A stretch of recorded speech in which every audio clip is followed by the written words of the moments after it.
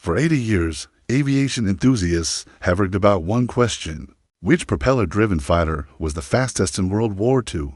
Today, we're settling it based on documented maximum speeds in level flight from official test data, wartime reports, and verified performance trials. Here are the 8 fastest propeller fighters that actually flew during World War II. These aren't prototypes that never left the ground or paper designs that existed only in engineers' dreams. Every aircraft on this list saw production and most fasted enemy fire in actual combat. Their speeds were achieved through cutting-edge engineering, desperate innovation, and the relentless push to dominate the skies in humanity's most devastating conflict. Let's count down from number 8 to the absolute fastest propeller fighter that ruled the skies in 1945. At number 8 is Germany's Focke-Wulf FW19 OD-9. Reaching a maximum speed of 426 miles per hour, known as the Dora or Long-Nosy variant. This fighter represented a dramatic evolution of the radial engine FW190 series that had terrorized Allied pilots since 1941. The D9 replaced the earlier BMW radial engine with an inline Junkers Jumo to 13A, requiring an extended nose that gave the aircraft its distinctive appearance. This change transformed the FW190 from a brutal low-altitude brawler into a high-performance fighter capable of engaging Allied bombers at altitude and holding its own against the latest American and British fighters. Production began in August 1944, and over 700 were built before wars, and Luftwaffe pilots praised its improved performance while maintaining the excellent roll rate on robust construction that made the FW190 series legendary. In the desperate final months of the war, the Dora 9 fought against overwhelming odds in the defense of Germany. Number 7 is British Hawker Tempest 5, capable of 435 miles per hour. Developed as an improved version of the earlier Hawker Typhoon, the Tempest featured a thinner wing profile and more powerful Napier Sabre engine that transformed it into one of the RAF's most effective low-altitude fighters. Tempest entered service in April 1944, arriving just in time to face Germany's one-flying bombs. Its exceptional speed at low altitude made it the most successful V-1 interceptor of the war, with Tempest squadrons accounting for over 800 of the pilotless weapons. British pilots discovered they could catch the V-1 south in level flight and either shoot them down or use their wingtips to flip them off course. But the Tempest proved equally deadly in air combat. Its combination of speed, firepower, and excellent handling made it a feared opponent for German fighters. In the final year of the war, Tempest squadrons racked up impressive kill ratios while supporting the Allied advance accuracy. Many pilots considered it the finest piston-engine fighter Britain ever produced. At number 6 is the legendary Supermarine Spitfire Mark 14, reaching for 146 meters per hour. This variant represented the ultimate evolution of the iconic fighter that had saved Britain during the darkest days of 1940.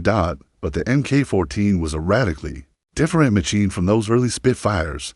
The key was the Rolls-Royce Griffin 6.5 engine, producing over 1,000 horsepower compared to the 1,000 horsepower Merlin engines of earlier marks. This massive power increase required strengthening the entire airframe and enlarging the tail surfaces to handle the additional torque. The result was a Spitfire that could climb like a rocket and fight effectively at altitudes where earlier versions struggled. First flown in January 1943, the Mk-2 entered squadron service in early 1944. It immediately proved itself against the latest German fighters and was particularly effective at intercepting Guidal reconnaissance aircraft and new German jets. The Griffin's power gave it acceleration that shocked German pilots accustomed to outrunning earlier Spitfire variants. Over 900 were built, serving with distinction until the war's end. Before we get to the top 5 fastest fighters, I'd love to know where you are watching from and which of these aircraft you think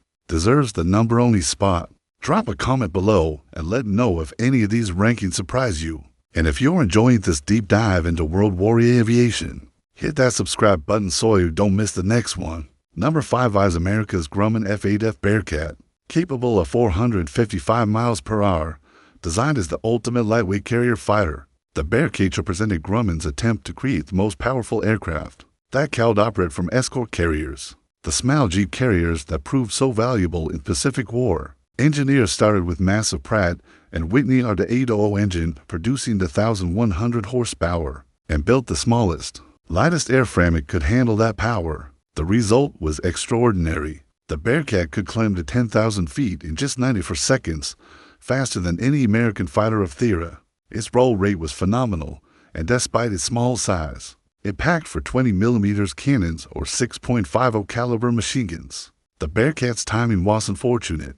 It entered service in February 1945, too late to see combat in World War II. Only 24 had reached operational squadrons when Japan surrendered in August, but its performance impressed everyone who flew it. Test pilots called it the finest handling fighter of the propeller era. In the post-war years, it became the mount of the Blue Angels and set multiple time-to-climb records that stood for decades. At number 4 is Germany's Focke-Wulf TAL-150H, reaching 469 miles per hour. This high-altitude interceptor represents Germany's desperate attempt to counter American and British bombers operating above 30,000 feet, where most German fighters struggled to perform. The TAL-150H featured extended wings spanning nearly 48 feet, a pressurized headcock, and a Junkers Jumo to 113E engine with a two-stage supercharger.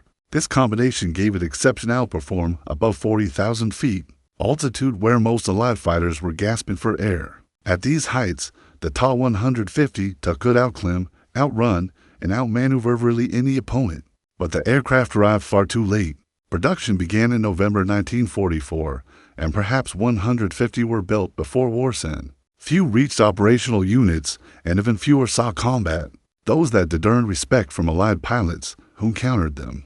On April 14, 1945, Oberfeldwebel-Wilke flying a Tu-150 to hangage for P-51 Mustangs at high altitude, shooting down two and damaging the third before escaping, a testament to their aircraft's capabilities. The Ta-5 to symbolize Germany's technological identity in the final months. It was an outstanding design that arrived when Germany lacked the fuel, pilots, and infrastructure to employ it effectively. What might have been a gimmicker in 1943 became a footnote in 1945. Number 3 is the Republic P-47M Thunderbolt. Capable of 472 miles per hour, this specialized variant of the Famstug was built for one purpose: catching and destroying Germany's fast, high-altitude fighters and jets that had begun appearing over Europe in late 1944. The P-47M featured a specially modified Pratt & Whitney R-80057 engine with an improved turbocharger system, water injection for emergency power, and various weights-heavy modifications. These changes transformed the already fast Thunderbolt into a high-altitude interceptor that could engage German jets and reach speeds that shocked pilots accustomed to flying earlier P-47 variants. Only 130 P-47s were built, entering service in December 1944 with 56th Fighter Group, the only unit to operate the type. The 56th had specifically requested a faster Thunderbolt to counter the increasing German jet threat. In practice, the P-47 improved temperamental. Its high-performance engine required meticulous maintenance, and early models suffered from severe engine failures that grounded the fleet for weeks. Once these problems were resolved, the P-47 improved devastating. It combined the Thunderbolt's legendary toughness and heavy armament with speed that could match or exceed virtually any German piston-engine fighter. The 56th Fighter Group flew P-47s until war's end, racking up kills against both conventional fighters and early jets. It represented the absolute limit of what could be achieved with the basic P-47 design. At number 2 was Germany's extraordinarier Tu-335 file the arrow reaching 474 mph. This was unlike any fighter aircraft that flew during World War II, featuring a revolutionary push-pull configuration with engines mounted at both nose and tail driving separate propellers. The concept was brilliant. By mounting one Daimler-Benz DB6003 engine conventionally in the nose and another behind the cockpit, driving a pusher propeller at the tail, Dornier eliminated the drag of wing-mounted engines while doubling the available power. The result was a fighter with straight-line speed that exceeded almost everything in the sky, combined with heavy armament and armor that would have made it formidable in combat. But like so many late-war German designs, the Tu-335 arrived far too late and in far too few numbers. Development delays meant the first prototype didn't fly until October 19 for 3. Production aircraft began reaching test units in early 1945, but perhaps only 37 were completed before the war ended. None saw genuine combat. though several were evaluated in high-speed trials that confirmed their exceptional performance. The WWII represented German engineering at its most innovative and most desperate. It was fast, heavily armed, and unlike anything else flying. But its complexity, late arrival, and Germany's collapsing industrial base meant it never had a chance to prove itself in battle. Allied test pilots, who flew captured examples after the war, universally praised its speed and handling, calling it one of the finest piston-engine fighters ever built. Had it arrived 2 years earlier, and at number 1, the fastest propeller fighter of World War II, the North American P-51H Mustang, reaching 487 miles per hour. This ultimate evolution of the legendary Mustang represented the absolute peak of American piston-engine fighter design. The P-51H was a comprehensive redesign, not just a tweaked P-51D.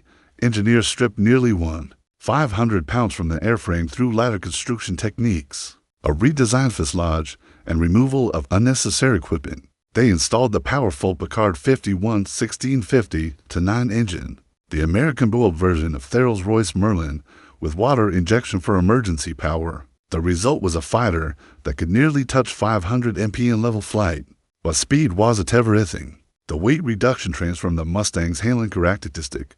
The P-51H rolled faster, climbed quicker, and maneuvered more nimbly than any previous variant. Test pilots called it the finest handling Mustang ever built.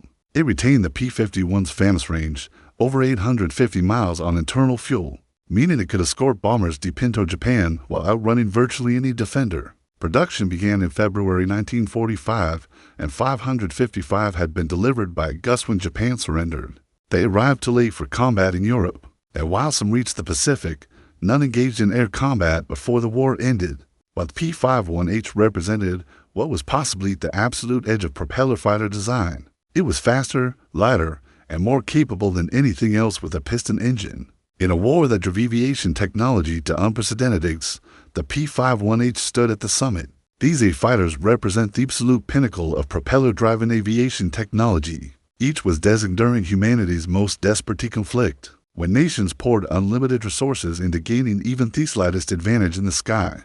The engineers who designed them and the pilots who flew them pushed the boundaries of what was possible with piston engines and propellers. What's remarkable is how close these top speeds are. Just 61 miles per hour separates the WWII at number 8 from the P-51H at number 0. Every mile per hour came from countless hours of testing, incremental improvements, and desperate innovation under wartime pressure. Each aircraft on this list was a masterpiece of engineering that could mean the difference between life and death for the men who flew them. Speed, of course, wasn't everything in aerial combat. Maneuverability, firepower, range, reliability, and pilot skill mattered enormously. But in a war where seconds could determine survival, where catching an enemy bomber before it reached its target could save thousands of lives, and where escaping superior numbers meant living to fight another day, speed was the ultimate advantage. Now you know the 8 fastest propeller fighters of World War II, ranked by documented performance data. Disagree with the list? Think another aircraft deserves to be here? Let me know in the comments which fighter you believe was truly the fastest and